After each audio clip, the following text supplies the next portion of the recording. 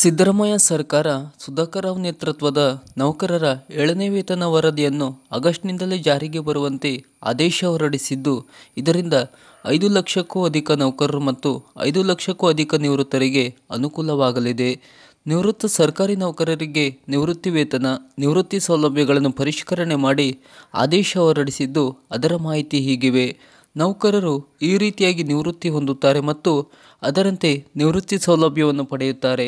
ವಯೋನಿವೃತ್ತಿ ವೇತನ, ವಿಶ್ರಾಂತಿ ನಿವೃತ್ತಿ ವೇತನ, ಅಶಕ್ತತಾ ನಿವೃತ್ತಿ ವೇತನ, ಪರಿಹಾರ ನಿವೃತ್ತಿ ವೇತನ, ಅನುಕಂಪ ಭತ್ಯೆ ಈ ರೀತಿಯಾಗಿ ನಿವೃತ್ತಿಯನ್ನು ಹೊಂದುತ್ತಾರೆ.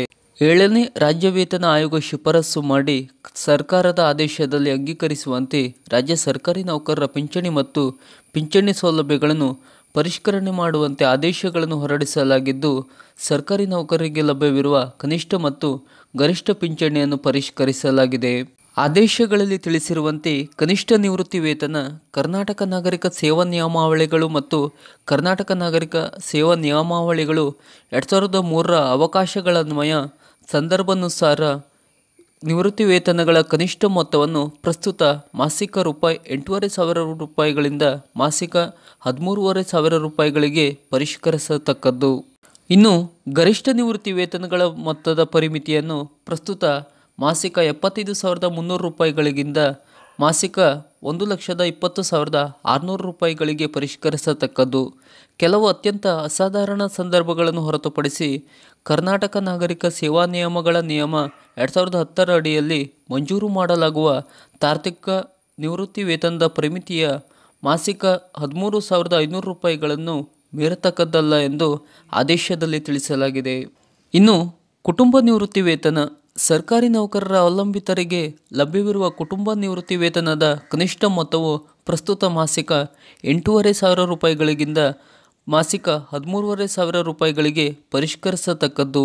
ಕುಟುಂಬ ನಿವೃತ್ತಿ ವೇತನದ ಗರಿಷ್ಠ ಪರಿಮಿತಿಯು ಪ್ರಸ್ತುತ ಮಾಸಿಕ 45,180 ಮಾಸಿಕ ₹80,400 ಪರಿಷ್ಕರಿಸತಕ್ಕದ್ದು. ಈ ಮೇಲಿನ ಪರಿಮಿತಿಯ ಮಿತಿಗೊಳಪಟ್ಟು ಲಭ್ಯವಿರುವ ಕುಟುಂಬ ನಿವೃತ್ತಿ ವೇತನದ ಮೊತ್ತವು ಕರ್ನಾಟಕ ಸರ್ಕಾರಿ ನೌಕರ ನಿಯಮಗಳು 2002ರ ಅಡಿ ಲಭ್ಯವಾಗುವ ಕುಟುಂಬ ನಿವೃತ್ತಿ ವೇತನದ ಉಪಲಬ್ಧಗಳ ಶೇಕಡ 30ರಷ್ಟು ಇರತಕ್ಕದ್ದು.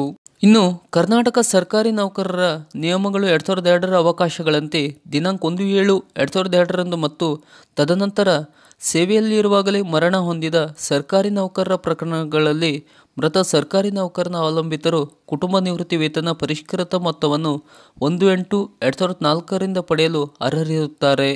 ದಿನಾಂಕ 1/7/2002 ಪೂರ್ವದಲ್ಲಿ ಕುಟುಂಬ ನಿವೃತ್ತಿ ವೇತನ ಪಡೆಯುತ್ತಿದ್ದ ಮೃತ ಸರ್ಕಾರಿ ನೌಕರನ ಅವಲಂಬಿತರಿಗೆ ಈ ಆದೇಶದಲ್ಲಿ ತೋರಿಸಿರುವಂತೆ ಪರಿಷ್ಕೃತ ಕುಟುಂಬ ನಿವೃತ್ತಿ ವೇತನವು ಲಭ್ಯವಿರುತ್ತದೆ ಎಂದು ಆದೇಶದಲ್ಲಿ ತಿಳಿಸಲಾಗಿದೆ. ಸರ್ಕಾರದ ಈ ಥರದ ಇನ್ನಷ್ಟು ಮಾಹಿತಿಗಳಿಗಾಗಿ ನಮ್ಮ ಚಾನಲನ್ನು ಸಬ್ಸ್ಕ್ರೈಬ್ ಮಾಡಿ. ನಮಸ್ಕಾರ.